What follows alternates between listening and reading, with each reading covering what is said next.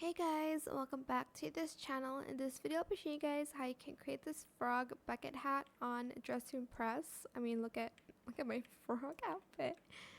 Select this hat here and color it the color of like your outfit or like the frog. Then you're going to head over here and you're going to select these bows and you're going to color it black. You're going to select the type 3 one.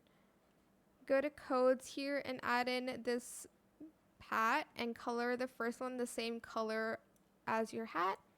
And voila, that is it. Super simple. You don't need VIP to do this. I hope it was helpful for you guys.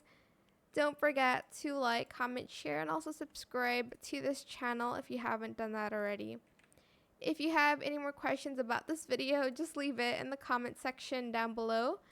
I will try my best to answer them all for you guys. And if you found this video helpful, please click the thanks button as well. That is it for this video. Thank you so much for watching. Bye.